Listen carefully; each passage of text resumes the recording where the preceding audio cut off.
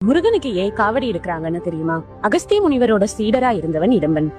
பலசாலியான அவன் எவ்வளவு பெரிய வெயிட்டா இருந்தாலும் ஈஸியா தூக்கிடுவான். முனிவரோட வழிபாட்டுக்காக கைலை மலைக்கு போய் சிவன் சக்தியோட சொரூபமா இருக்கிற சிவகிரி சக்திகிரிங்கிற மலைகளை ஒரு பெரிய மூங்கில் குச்சியோட 2 பக்கத்துலயும் கட்டி துலாபாரம் போல தன்னோட தோல்ல தூக்கிட்டு வந்தான். தான் பெரிய பலசாலி அப்படிங்கிற கர்வம் அவனுக்கு. கைலை மலையில இருக்கிற முருகப்பெருமான் அவனுக்கு பாடம் புகட்ட நினைச்சாரு. இடும்பன் முருகனோட திருவிளையாட்டால பாத தெரியாம தடுமாற ஒரு சின்ன பையன் வேஷத்துல முருகன் வந்து இடும்பனுக்கு வழிகாட்டினாரு.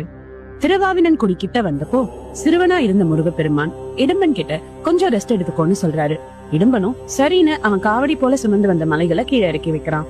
மறுபடியும் காவடியை தூக்க முயற்சி பண்ணா அவனால அதை அசைக்க கூட முடியல. ஏன்னு பார்த்தா சிவகிரி மலை உச்சியில அந்த சிறுவன் கோவணத்தோட கையில ஒரு கம்பு புடிச்சிட்டு நிக்கிறத பாக்குறான். பயங்கர கோவத்தோட இடும்பன் அந்த சின்ன பையனை பார்த்து மலையில இருந்து இறங்குன்னு சொல்ல அந்த பையனும் இந்த மலை எனக்கே சொந்தம்னு சொல்றான்.